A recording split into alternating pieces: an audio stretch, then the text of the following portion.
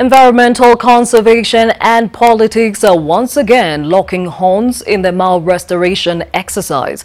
The latest efforts by the government to reclaim over 12,000 hectares of land in the Mau forest are providing politicians with the ground to engage in politics of community preservation in a trend that began over 3 decades ago.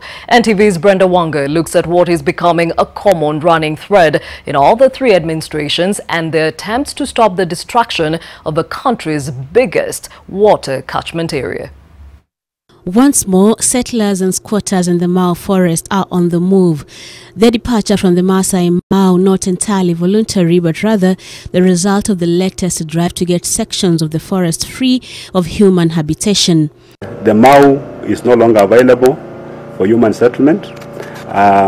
This round of removals that we are doing is going to be the final one. You'll never hear another one because we're only going to allow people to come back. The remarks perhaps informed by the fact that successive governments have in the past attempted, often unsuccessfully, to evict people who have encroached into the forest.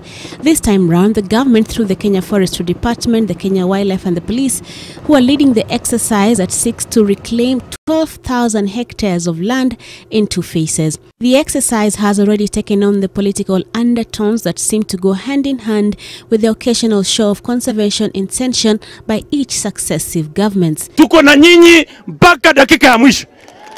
Na mimi ninawaambia usisonge hata kidogo, tunakaa hapa hapa. Nimeleta ujumbe kutoka serikali ya kwamba rudini manyumba yenu. The last eviction attempt saw the former Prime Minister take the lead in the Mau restoration project.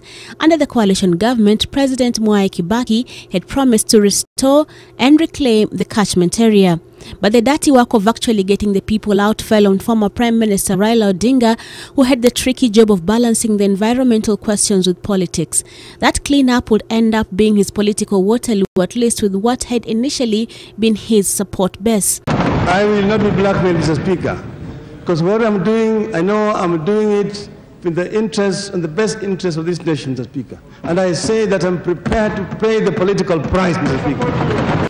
But it all started in the Moi era. The former president, often accused of opening up the Mau to plunder for political expediency, was forced to defend his position with the Mau issue.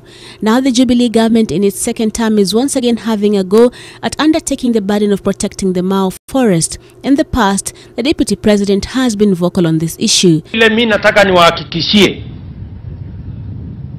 kama wewe unatafuta siasa, tafuta kazi nyingine ya kuongea juu yake. Hii Mau tutamaliza. In the next 2 years, this Mau thing we will have put to bed. But once again, as sure as the regularity of the clock, the reclaiming of the forest is going down the well-beaten path of politics, and the real issue of the restoration of the forest seems to take a back seat, along with it, the source of water for Lake Victoria and the White Nile. Brenda Wanga, NTV.